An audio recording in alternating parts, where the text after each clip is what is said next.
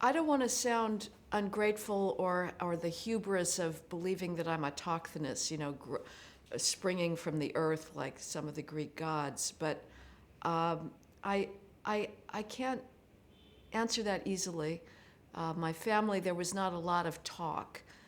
It was not a happy marriage and it broke up, and there was not conversation around the dinner table. So I don't remember explicit moral teaching. There's no family history there. So I don't know. I think, but I grew up in an orderly family. It was one that took for granted schooling, I guess, but I was always a serious student.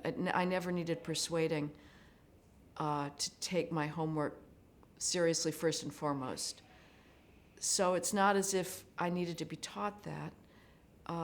So influences, I really can't say. I always revered my professors, fell in love with them, looked up to them. They were the source of knowledge, which I think is I equate it with eros. There is something extraordinarily erotic about that power of knowing the world. So I've certainly emulated academically many of my professors in college, but I really can't say. I have a strong sense of personal responsibility. My father, I guess, did too. I mean, I remember hearing, he didn't talk about his work. He was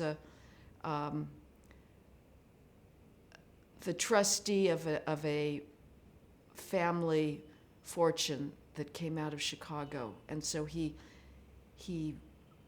created the trusts and oversaw them.